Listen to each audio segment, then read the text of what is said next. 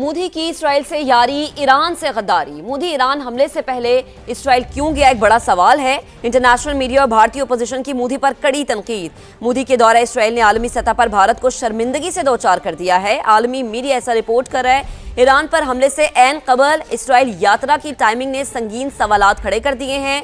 मोदी ने भारतीय खारजा पॉलिसी को जाती मफादात की नजर कर दिया। आलमी मीडिया का ऐसा रिपोर्ट करना है। मोदी ने दौरा इसराइल में नेतन्याहू को ईरान के खिलाफ मुमकिना इमदाद की यकीन दहानी कराई। अमरीकी बहरी जहाज भारतीय बंदरगाहों पर लंगर अंदाज हो रहे हैं, ऐसा कहा गया है। आपको अपडेट करें कि अमरीकी बहरिया ईरान के खिलाफ भारतीय बंदरगाहें इस्तेमाल कर रही है। मोदी ने नेतन्याहू की इंतखाबी मुहिम में पोस्टर बॉय के तौर पर किरदार अदा किया है या वो इस्तेमाल हुए हैं। आलमी मीडिया ये भी रिपोर्ट कर रहा है। इसराइली सहाफ़ी इताय मेक ने मोदी को नेतन्याहू की इंतखाबी मुहिम का सस्ता इश्तिहार करार दिया है। मोदी का असल हदफ नेतन्याहू के जरिए ट्रंप तक रसाई और खुशनुदी था, ऐसा लिखा गया है, ऐसा इंकशाफ किया गया है। और याद रहे कि मोदी के अपने मुल्क से भी ओपोजिशन लीडर जो हैं वो भी अब तनकीद करते नजर आ रहे हैं। तो मोदी की इसराइल से यारी और ईरान से गद्दारी एक बड़ा सवाल है। मोदी ईरान हमले से पहले इसराइल क्यों गया, ये सवाल इंटरनेशनल मीडिया पर गर्दिश कर रहा है और इसके अलावा मोदी सरकार से जवाब मांगा जा रहा है। इंटरनेशनल मीडिया और भारतीय ओपोजिशन की मोदी पर कड़ी तनकीद सामने आ रही है। मोदी के दौरा इसराइल ने आलमी सतह पर भारत को शर्मिंदगी से दो चार कर दिया। बिल्कुल, आलमी मीडिया मोदी के इस विजिट पर क्या कह रहा है, क्या संगीन सवालात उठा रहा है, वो आपसे हम शेयर कर रहे हैं। मोदी की इसराइल से यारी, ईरान से गद्दारी। मोदी ईरान हमले से पहले इसराइल क्यों गया, सवाल ये उठ रहा है। इंटरनेशनल मीडिया और भारतीय ऑपोजिशन की मोदी पर कड़ी तनकीद खुलकर सामने आ रही है।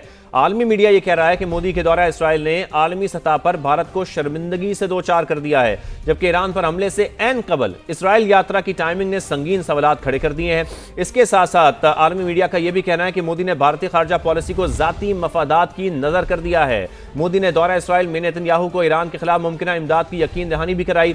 फिर अगर बात करें मुशीर डगलस मैकग्रेगर की, तो उनकी जानिब से कहा गया कि अमरीकी बहरी जहाज भारतीय बंदरगाहों पर लंगर अंदाज हो रहे हैं। फिर अमरीकी बहरिया ईरान के खिलाफ भारतीय बंदरगाहें इस्तेमाल कर रही हैं। इस तरीके से गठजोड़ है भारत का और इसराइल का जो ईरान के खिलाफ इस्तेमाल हो रहा है। और इसी वजह से ये देखा गया कि एक यात्रा हुई मोदी की इसराइल यात्रा, इसकी जो टाइमिंग है उस पर भी संगीन सवालात उठाए जा रहे हैं। इसके साथ साथ आपको यह भी बताएं कि आलमी मीडिया ये भी रिपोर्ट कर रहा है कि मोदी ने नेतन्याहू की इंतखाबी मुहिम में पोस्टर बॉय के तौर पर इस्तेमाल हुए हैं। इसराइली सहाफी इताय मेक ने मोदी को नेतन्याहू की इंतखाबी मुहिम का सस्ता इश्तिहार भी करार दिया है। फिर दीवारका का बात करें तो मोदी का असल हदफ नेतन्याहू के जरिए ट्रंप तक रसाई और खुशनुदी था।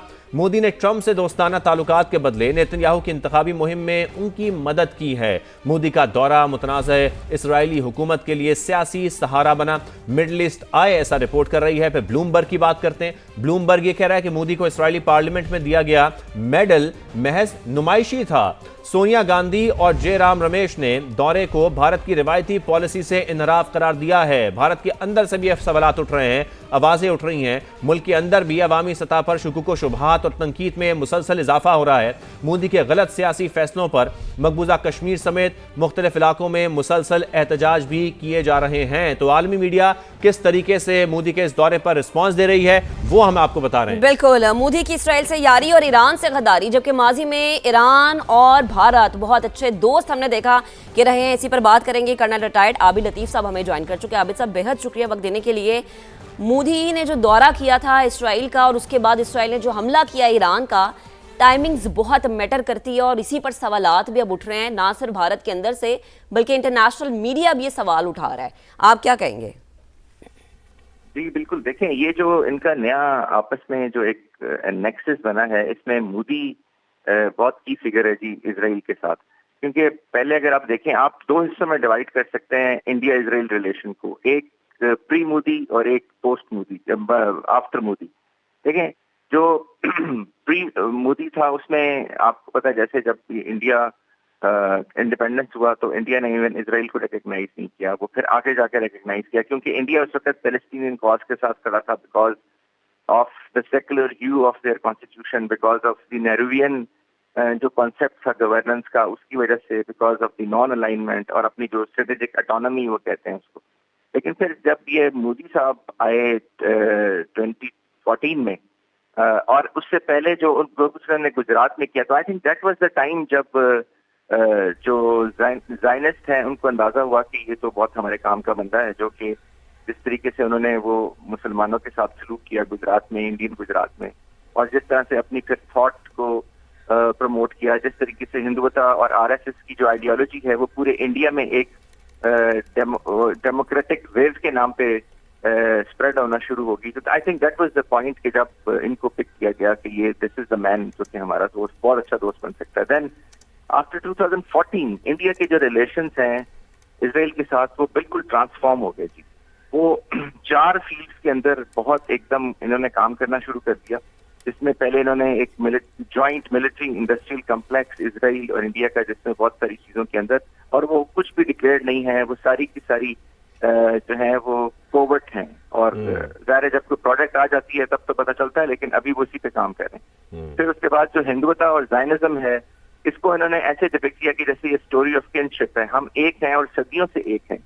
और उस पे आपको याद होगा अभी जब ये गए हैं वहां पे, मोदी साहब जिस दौरे का आप जिक्र कर रहे हैं, तो इन्होंने वहां पे एक जुमला यूज किया कि इंडिया और इसराइल जो है it is like Motherland and fatherland. फिर उसके बाद जो इंडियन डायस्पोरा है यूएसए के अंदर, और जो इजरायली लॉबी है यूनाइटेड स्टेट्स के अंदर, ये भी एक हो गई है, ये भी अब सिम्बियोसिस में काम करते हैं। और जो मीर शाइमर की किताब है जिसमें उसने इजरायली लॉबी के बारे में लिखा है, और आप उस अगर किताब को देखें और उसके अंदर आप पढ़ें तो आप हैरान रह जाते हैं। आपको लगता यही है कि एक्चुअली अमेरिका में तो कोई पत्ता भी नहीं हिलता बगैर इजरायली लॉबी के। बिल्कुल सही। और बिल्कुल आबिद साहब, मैं आपकी यही बात ना आगे लेकर चलता हूं। डॉक्टर मारिया सुल्तान साहिबा भी हमें ज्वाइन कर चुकी हैं। डॉक्टर साहिबा बहुत शुक्रिया। डॉक्टर साहिबा, जैसे कि आबिद लतीफ साहब भी कह रहे हैं, ये हिंदुत्व और ज़ायनिज़्म आइडियोलॉजी है जिसका एक नेक्सम बन चुका है, और इन दोनों का जो साथ है उसमें हमें ये बात पर खुलकर सामने आ रही है, जो अब इंटरनेशनल मीडिया भी रिपोर्ट कर रहा है कि मोदी इस वक्त जो है वो उनकी भारतीय जो खारजा पॉलिसी है उसको नज़रअंदाज करके वो ज़ाती मफादात हासिल करने के लिए इस वक्त ये दौरा करते हैं, और इस तरीके से उसके जो नताइज हैं वो फिर हमें देखने को मिलते हैं। देखिए, जो सूरत हाल है वो थोड़ी सी जरा ज्यादा पेचीदा है। एक तो ये कि मोदी साहब ना सिर्फ ये अपने लिए कर रहे हैं, लेकिन उनके साथ जो उनकी 4-5 बहुत क्लोज असिस्टेंट्स, यानी कि जैसे अडवानीज और ये जो हैं, इन सबको वो हिंदुस्तान की जो प्राइवेटाइजेशन है डिफेंस इंडस्ट्री की, उसके अंदर भी साथी बना रहे हैं। और उनके अंदर जो दूसरे 2 ममालिक हैं, उसमें एक इजराइल है और दूसरा जो है अमेरिका और फ्रांस। ये जो ममालिक हैं, इनके जरिए ये एक तरह से जो आप कहते हैं ना डिफेंस कॉन्ट्रैक्ट्स होते हैं, पहले आपने सुना था डिफेंस कॉन्ट्रैक्ट्स के अंदर लोग जो है कुछ पैसे लेते हैं। यहाँ जो सूरत हाल है, इन्होंने जो प्राइवेटाइजेशन की है उसके अंदर सारे के सारे जो है मोदी साहब और इनके जो 4-5 इनके बहुत करीबी दोस्त है वो मौजूद हैं। जाती मफादात से भी बढ़कर ये एक पूरा का पूरा एक कार्टेल है जो इस वक्त इजराइल और अमेरिका के साथ मिलकर काम कर रहा है। ये एक तरफ, और दूसरी तरफ इससे पूरी की पूरी ट्रांसफॉर्मेशन आ रही है इंडिया के आउटलुक में, फॉरेन पॉलिसी में, ये तमाम चीज़ों में। सही, ठीक है। मारिया साहिबा साथ रहेगा। राशिद वली साहब हमें ज्वाइन कर चुके हैं, ब्रिगेडियर रिटायर्ड। राशिद साहब, बेहद शुक्रिया वक्त देने के लिए। पिछले कुछ अरसे में अमरीकी सदर डोनाल्ड ट्रंप का जो रवैया है टुवर्ड्स इंडिया वो सबके सामने है। तो सिर्फ ट्रंप की खुशनुदी हासिल करने के लिए जो ये मोदी का दौरा था इसराइल का, और जो उसमें बातें हुई या कहा गया कि मदरलैंड और फादरलैंड वाली जो बात थी, ये वाकई ऐसा था या इसके पीछे मकासद कुछ और हैं? देखिए, मोदी साहब का तो मंशा यही है कि वो ट्रंप के दिल में जगह बनाए, और नेतन्याहू के जरिए। तो नेतन्याहू और इजराइल मीन्स है टू एन एंड के अमेरिका के साथ ताल्लुकात बेहतर करें जो थोड़े सावर हो गए, और ये सिर्फ कारोबारी मकासद हैं। उन्होंने कौमी वक़ार को बिल्कुल कुर्बान कर दिया है कारोबारी मकासद पे, और ये भारत के अंदर से आवाज़ें उठ रही हैं इस पे। और वजह यह है कि अदानी और अंबानी उनके बिजनेस इंटरेस्ट्स हैं, अमेरिका के साथ हैं, और अब उन इंटरेस्ट्स को सेफ गार्ड करने के लिए मोदी साहब पॉलिटिकली भारत का जो देरीना एक फ़लस्तीन पे वो एक पॉलिसी थी उसको उन्होंने बालाए ताक रख दी है। और अब तो ऐसी वो उन्होंने स्टेप्स लिए हैं जो कि बड़े खतरनाक भी हो सकते हैं उनके अपनी जो इंडिया की के अपने मफादात हैं, क्योंकि वो रीजनल जो ममालिक हैं उनके साथ ताल्लुकात अच्छे रखना एक फॉरेन पॉलिसी का खासा होता है। मगर यहाँ मोदी साहब ने अमेरिकी जो ईरान के साथ जो कशीदगी हुई है अमेरिका की और इसराइल की, उसके दौरान भारत की बंदरगाहें इस्तेमाल करनी दी हैं। और ये रिटायर्ड अमेरिकी कर्नल डगलस मैकग्रागर उनकी ये रिपोर्ट है, और ये बड़ा ख़तरनाक डेवलपमेंट है। बिकॉज अगर ईरान जो गल्फ के अपने मुसलमान ममालिक हैं उनके खिलाफ बरसरे पैकार हो सकता है, तो यहाँ सही। भी जाहिर है वो कंसर्न होगा। और उसके बाद इजराइल की अपनी जो एक ऑथर है दी वायर में, उसने लिखा है कि ये एक पोस्टर बॉय की तरह इस्तेमाल हुए, एक सस्ता इश्तहार बने हैं नेतन्याहू की इंतखाबी मुहिम के लिए। तो बिल्कुल, ये सारी कंसिडरेशंस देखते हुए भारत को उस चीज का एहसास होना चाहिए था, मगर उन्होंने अपने वकार को बिल्कुल मजरूर किया है। बिल्कुल मजरूर किया। लतीफ़ साहब, मैं यही पॉइंट्स अब आपकी तरफ लाता हूँ राशिद वली साहब के भी, जिस तरीके से वो कह रहे हैं कारोबारी मकासद भी हैं, और दूसरी तरफ अगर देखा जाए तो जिस तरीके से जो अमरीकी बहरिया है वो भारतीय जो बंदरगाहें उनको इस्तेमाल कर रही है ईरान के खिलाफ, तो ये बात इस चीज़ को प्रूफ भी करती है फिर।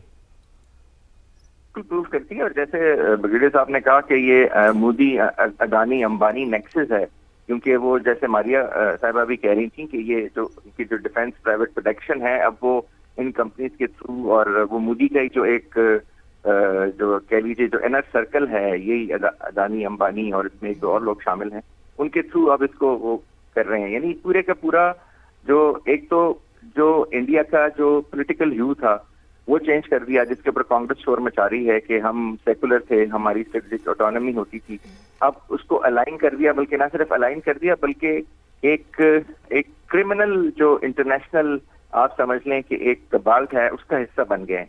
और उसमें और मैं जो बात कर रहा था कि जी उसको जो पैलेस्टीन में करते रहे हैं उसको कश्मीर पे भी अप्लाई किया है, उसी तरीके से आर्टिकल 370 को देखें, 35A को देखें, तो वही डेमोग्राफिक ऑफेंसिव के थ्रू ये सारा कुछ।